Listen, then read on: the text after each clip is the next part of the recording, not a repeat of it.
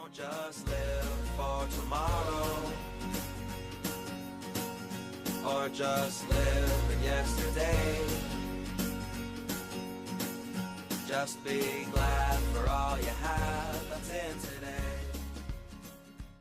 Hey everyone, Connie here, and welcome to my blind reaction to Hilda, episodes 3 and 4. Yeah, we're doing 2 episodes this time. We only had been doing 1 episode before, but today I have the time. I'll get to 2. Why not, right? So this series so far has been pretty good.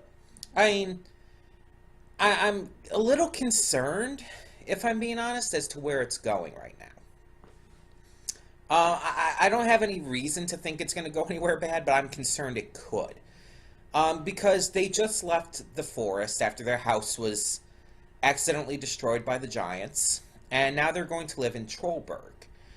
And I don't think they're going to be cutting out all of the fantastical, mythical creatures and stuff, not by any means. Especially since at the end of the last episode we saw on top of their house was this giant bird thing, so. But I feel like this could have benefited a lot more from staying in that more secluded forest location. And I know they want to introduce more characters outside of, like, mythical creatures and stuff. I get that. But at the same time, it feels like this is kind of a forced way to do so. By forcing them to leave the forest where apparently they've lived their entire lives.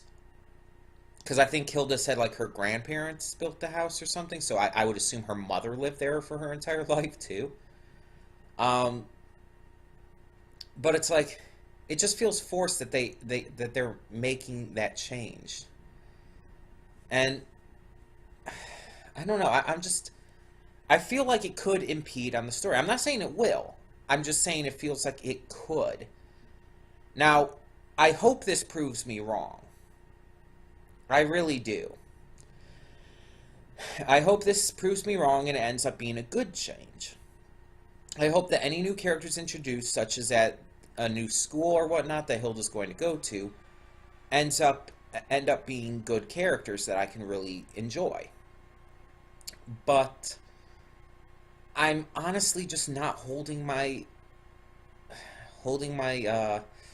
breath on this. I'm not going to assume it's going to be good, but I don't want to assume it's going to be bad either. I'm just worried. I'm concerned.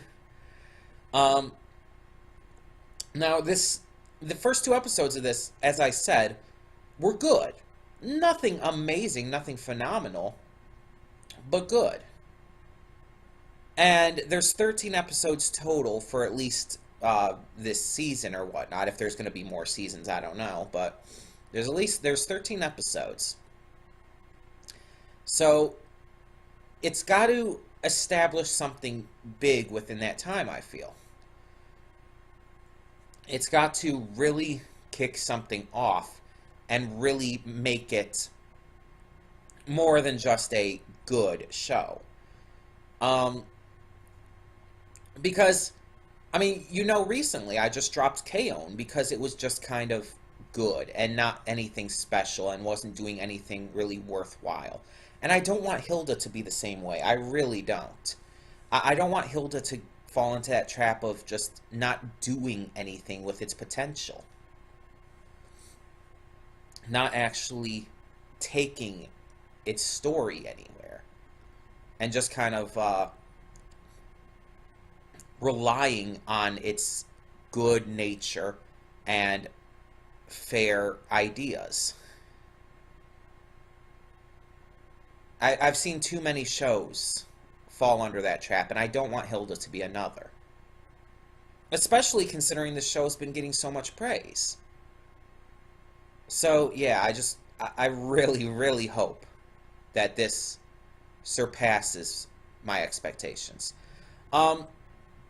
Either way, yeah, we have 2 episodes we're doing today.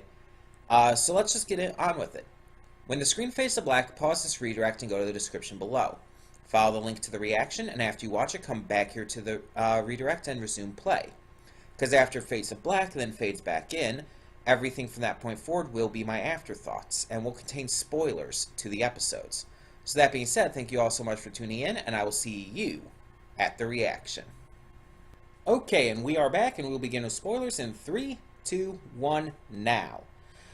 Okay, so, pretty good. Pretty good episodes. I think I liked episode 3 a lot more than 4, to be completely fair, but episode 4 definitely had some definite positives, too. So episode 3, Hilda ends up trying to befriend a group of kids who really kind of irritate her when they start throwing rocks at birds. And granted, she doesn't seem super comfortable with the mischievous shenanigans they're getting up to before that, but that definitely is the straw that breaks the camel's back for her. So she rescues one of the birds, a raven, or a crow, rather. There is a difference between the two. She rescues a crow and takes it back after finding out it can talk and stuff. She makes friends with it, but we find out it has amnesia, so she wants to try and help get its memory back. Her mother kind of kicks it out of the house, along with Alpha, and Alpha and the crow have go on their own adventure. The two groups eventually converge, with Hilda's mother realizing what she had done and helping Hilda to try and fix it, and them basically learning about this myth about the great crow, or whatever it was called, that flies over the town every year and basically predicts what their harvest season is going to be like. Basically, the same kind of thing as the groundhog with Groundhog's Day, predicting how many weeks of winter are left. It's the same kind of thing, and obviously there's been a lot of other cases of this kind of thing with animals predicting harvests and whatnot. It's a common trope, both in fiction and in real life. So, yeah, it's cool how they brought that in. And we find out that the great crow is actually a thunderbird, which is a fun little twist. Also, the fact that the thunderbird looks like that is interesting, because thunderbirds are normally like these giant golden eagles, basically. At least from what I've seen of their mythology in the past. So it's interesting that this one looks like a crow. Now, the episode was really fun and showed how Hilda's starting to get more used to this town, Trollberg. And it's really cool to see that. It's really cool to see her starting to get more accustomed to things. Now, the 4th episode, however, focused more along the lines on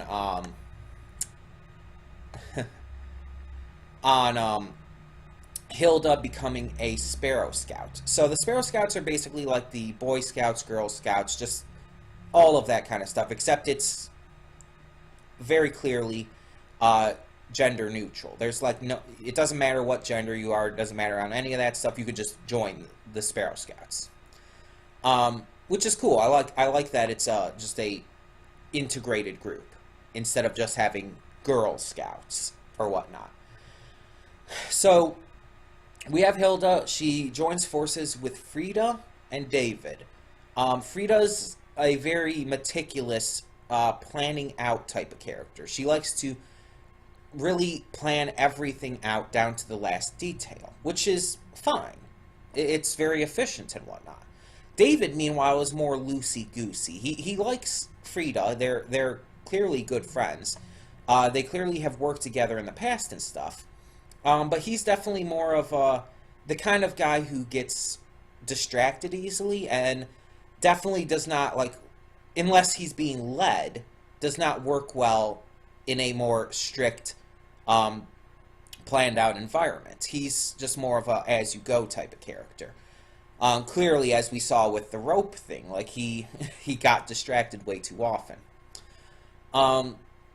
They end up, while trying to clean up this part of the park and plant a garden, they end up disturbing the Vitra, a group of underground dwelling plant people, basically. And what I assume is the leader of the Vitra, I guess, um, steals Frida's sash, and after this long chase scene with Hilda, only agrees to give it back if they help him rescue his friends from the mulching center, which they do. They do that. Frida gets her sash back, but the Vitra leader is still kind of jerky about it. And in the end, they don't get their badge. They don't get the badge. They don't clean up the park. They're not able to really fix things. I don't know if they explain things to their leader or not, though. I don't know. It didn't really say. But yeah, they really couldn't do anything, I guess. Now, the one thing that was really of interest here in episode 4, though, was the troll. Now, obviously, they had talked about trolls, and we talked about how the wall kept the trolls out, but even during the daylight and all, they weren't a threat. But through the Vitra tunnels, Hilda came out on the other side of the wall and found a stone-formed troll there. I think that's leading to something. That's definitely foreshadowing. I think the trolls are going to somehow use the Vitra tunnels to break into Trollberg. And I think that's probably where this season's going to really hit its climax. That's going to be the big finale of this season of Hilda. It's going to hit the climax as the trolls come into the city. They're actually able to come into the city. Now, it could go a couple different ways, of course. Hilda had sort of befriended a troll before. So what if that troll ends up being part of the attacking party and ends up, because of her friendship with it, that's what saves the day? That would be a cool thing to do. Of course, we've seen that done in other shows and stuff, but I think it would still work here. Otherwise, I really don't know. It could go a lot of different ways. But yeah, as for episode 4 just in general, I don't know. It's like, it wasn't as entertaining. And that's just from an entertainment standpoint. It was still well made, it was still well voiced, well written, and well paced. It's just, I wasn't as entertained by it personally. Episode 3 I did really enjoy, but episode 4, it's just like, I don't know, something about it was just very bland to me. I don't know. But overall, I am still enjoying the series. I still think that it's yet to fully hit its stride. I think it still has a lot more potential than it's letting out. But hopefully it does let that out soon. And hopefully that this troll thing isn't just some random little gag. And hopefully that does come back, because that would be a big thing. That would be a really big thing to do for the series. So that's my hopes for Hilda, and my thoughts on these 2 episodes. Tell me what you thought of episodes 3 and 4 in the comments down below. And thank you so much for tuning in. For now, I'm Connie, and I'm signing off. See y'all next time. And though you've come through many obstacles, shed tears along the way, you're still standing, live, love, laugh.